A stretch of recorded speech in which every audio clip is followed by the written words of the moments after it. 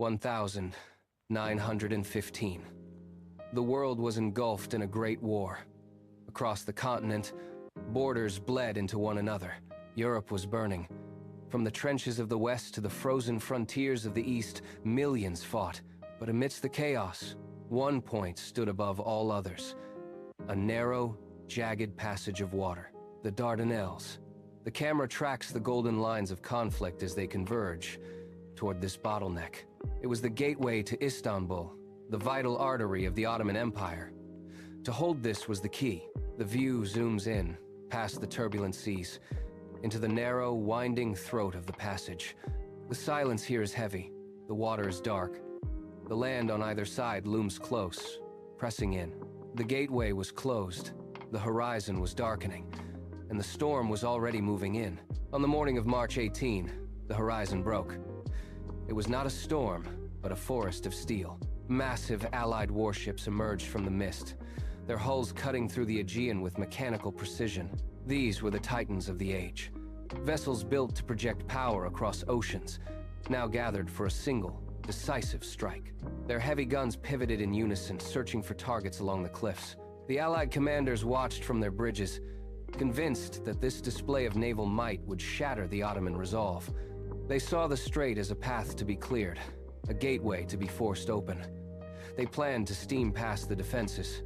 The sheer scale of the fleet was intended to intimidate, to signal that the old order of the world was about to be rewritten. The ships moved with a slow, deliberate confidence, unaware that the geography was shifting against them. The silence held a different truth.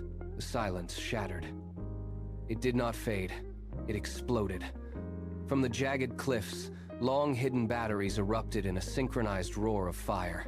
Shells screamed through the air, slamming into the water and sending plumes of white spray high above the masts. The sea turned into a cauldron of iron and flame. On the bridge of the lead battleship, the command to return fire was drowned out by the thunder of the shore.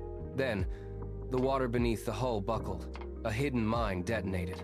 The shockwave lifted the massive vessel, tearing through its steel plates like paper.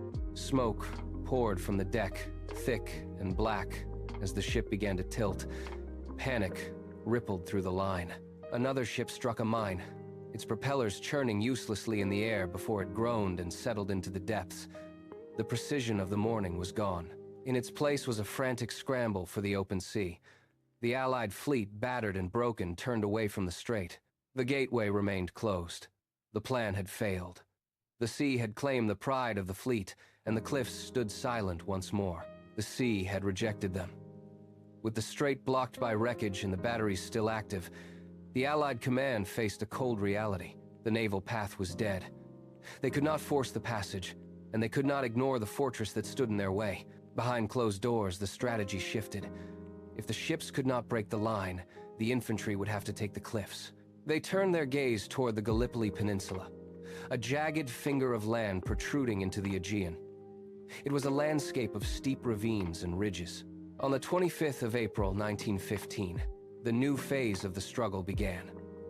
Before the sun had fully crested the horizon, the water near the coast began to churn. Small, flat-bottomed landing craft emerged from the morning mist, packed with thousands of men. They moved toward the shore in long, rhythmic lines. The soldiers stared ahead at the looming cliffs, their faces set against the uncertainty. The beach was narrow, a thin strip of sand trapped by the hills. The invasion force hit the sand, the ramps dropped, and the men surged forward. The war had moved to the jagged earth. The beach at Araburnu was not a landing zone. It was a trap. As the men scrambled off the craft, the ground beneath them shifted, loose shale sliding into the surf. They pushed forward, but the land rose instantly into near vertical walls of rock and scrub. There was no flat ground to form a line. Every step upward required digging fingers into the dirt, pulling against the gravity of the cliffs. From the heights above, the defenders held the advantage. The geography transformed into a weapon. Bullets kicked up dust clouds around the advancing troops, forcing them to flatten themselves against the jagged ridges. At Konkbayra, the struggle intensified. Men clawed their way up the slopes, their breath coming in ragged gasps as they fought both the enemy and the mountain itself. The terrain was a maze of ravines and blind corners, where every inch of progress cost a heavy price.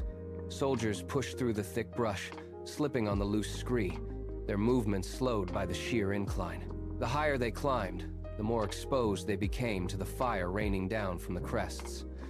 The slopes were slick with the debris of the climb, and the air was thick with the scent of crushed sage and gunpowder. The front lines hardened into a jagged scar across the peninsula. Trenches were carved into the dry, unforgiving soil, separated by a stretch of no man's land so narrow that men could hear the whispers of the enemy.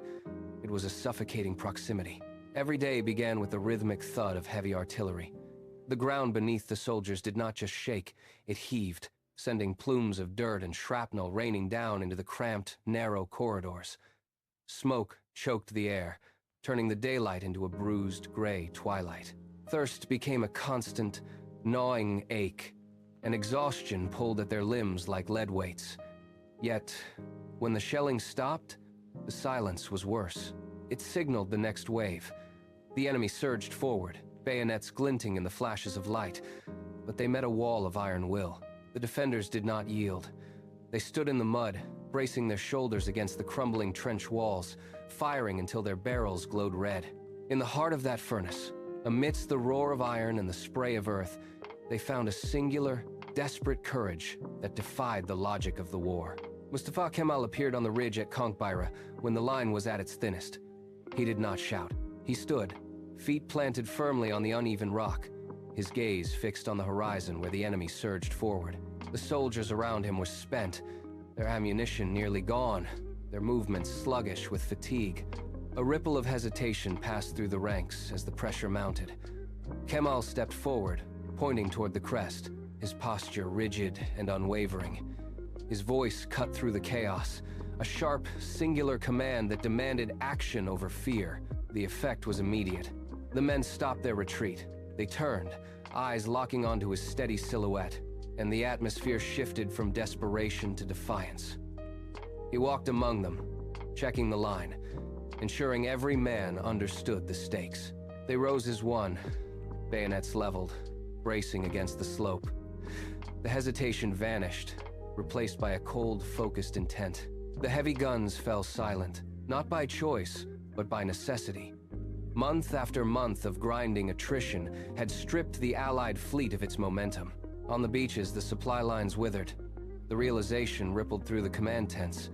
The strait would not be forced. Under the cover of darkness, the evacuation began. Thousands of men moved toward the water, leaving behind the miles of tangled wire and the craters that scarred the earth. They boarded the ships in silence, the hulls low in the water, turning their backs on the cliffs that had become their graveyard. The retreat was a slow, methodical undoing of their ambition. As the last transport drifted into the open sea, the peninsula fell into a profound, hollow stillness. The victory was not won with endless resources or superior machinery. It was won with empty stomachs and broken boots. It was a triumph of endurance, where a nation with almost nothing stood against the might of empires and refused to break. The soil of Gallipoli held the weight of that sacrifice, proving that a homeland is not defined by the strength of its walls, but by the resolve of those who stand upon it.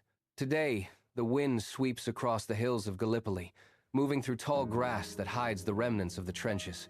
The craters have softened, smoothed by a century of rain and growth. Where once the air was thick with smoke, and the ground shook under the impact of heavy artillery, there is now only the sound of the sea hitting the rocks below. The soil here carries the weight of a generation.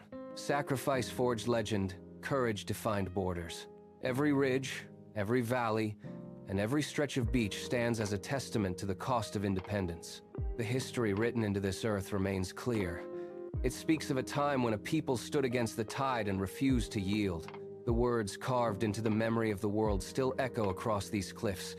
Gallipoli is impassable. It is a reminder that a homeland is built not just on land, but on the unwavering spirit of its defenders. This legacy of resistance and patriotism continues to shape the identity of a nation. If you enjoy epic historical documentaries like this, please like the video and subscribe to the channel for more stories of history and heroism.